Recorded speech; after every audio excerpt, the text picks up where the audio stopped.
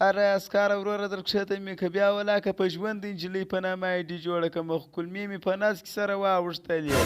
ستا په رقم کوڅېزنۍ ما هم کولې، د پلوشې په نامه مې آیډي جوړه کړې او اوس په ما بس کې ناست یم. زه یم پر دغه آیډیانو دلته راوستلم. زه خپله داسې وټکولم چې توبه دې مې په قرآن کې بیا په ژوند جوړه کړم. ما ته یم پر دې باندې ټیټ کش راکړئ، خو د دوی د کس نه بیا جوړوم. دا پلار د ستارې تنها په نامه جوړوم. د دوی د ضمانت کولو دپاره اوس یو څوک راځي او که نه راځي تر ځه چې پوښتنه یې وکړو. پر څه زورګون کار خو چې راوستني یو، خو د آیډیانې موږ د سفیرې دپاره کاروو. چپ شه اوس په د لرګي تکشین اړومه، تاسو د نجونو پر آیډیانو باندې د خلکو څه کاټونه اخلئ. نو څه وکړو صاحبه، خرې مفلسیانې دي، خرې بېکارۍ دي. ته مې یو لاره سمه که بیا ولاکه دا کار وکړم. اوس چې په د لرګي باندې تکشین واړوه به ته زما څخه کار غواړې. بیا به نه کوو، خو دغه رخصته که دا 1500 کاله کېږي زړېږي.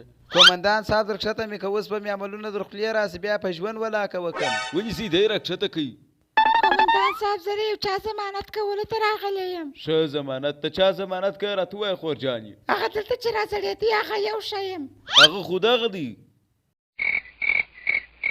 وبخښه قومندان صاحب، زه شرمېږم چې درته په خپل خاوند وایم. دی د نجونو په نامه آیډیانې جوړوي. دا څه وایه ګلمېخۍ؟ او تا بیا په کور کې ګورو. دی خورئ لکۍ قومندان صاحب.